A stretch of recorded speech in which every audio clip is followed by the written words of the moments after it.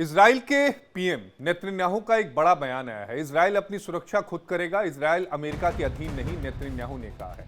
हम अमेरिका के गुलाम नहीं हैं। अमेरिकी राष्ट्रपति डोनाल्ड ट्रंप के अथक प्रयासों के बाद इजराइल हमास युद्ध विराम के लिए तैयार हो गए थे, लेकिन कुछ समय ही पहले गजा में सीज फायर टूटने के कगार पर पहुंच गया।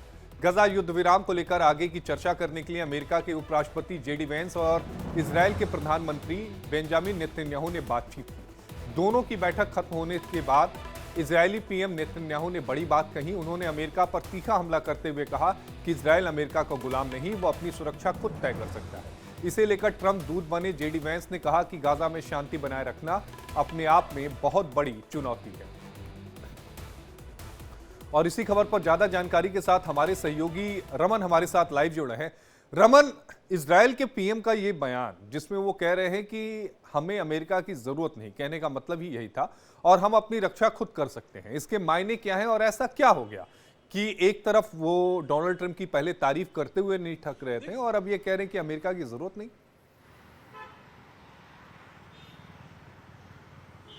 देखिए, इसके पीछे की वजह अगर हम देखें तो जिस तरीके से डोनाल्ड ट्रंप का एक अड़ियल रवैया है, पहले तो वो किसी भी देश के बीच में, जो दो देशों के बीच में अगर युद्ध चल रहा होता है तो उसमें समझौता करवाते हैं, सीज फायर करवाते हैं और उसके बाद उसका श्रेय एक बार नहीं लगातार लेने की कोशिश उनकी तरफ से हो रही थी। और इसी श्रेय को और आधारित करने और मजबूत बनाने के लिए बाकायदा जेडी वेंस को जो है वो इजराइल भेजा गया था। और जब नेतन्याहू और जेडी वेंस के बीच में बातचीत हुई तो क्या कुछ शर्तें हो सकती हैं हमास को लेकर, क्या कुछ कंस्ट्रक्शन करने के काम को, वहां पर जो नुकसान हुआ है उसमें इजराइल किस तरीके से मदद करेगा, उन सब चीज़ों को लेकर जो बातें हुई उसके बाद नेतन्याहू जो है वो भड़क हुए और मीटिंग खत्म होने के बाद उन्होंने स्पष्ट लिहाजे में कहा कि देखिए, इजराइल और यूएस दोनों एक बड़े सहयोगी हैं, एक अच्छे दोस्त हैं, अच्छे सहयोगी जरूर हैं, लेकिन जिस तरीके का रवैया यूएस अपनाने की कोशिश कर रहा है तो ये हम बता देना चाहते हैं कि इजराइल किसी भी तरीके से यूएस के अधीन नहीं है, यूएस का गुलाम नहीं है, हम अपनी सुरक्षा खुद कर सकते हैं।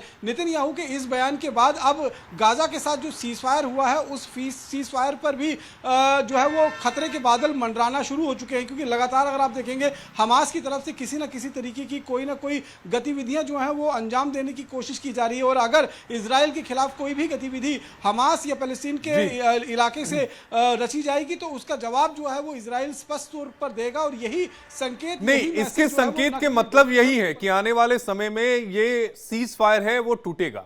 और इजराइल का यह कहना कि वो अमेरिका के इशारों पर चलता है, ऐसा गलत है। जाहिर तौर पर ट्रंप के साथ एक तल्खी हुई है, जिस तल्खी का परिणाम अब गाजा के लोगों को भुगतना पड़ेगा। बहुत शुक्रिया रमन आपका जुड़ने के लिए। रमन हमारे सहयोगी हमारे साथ जुड़े थे।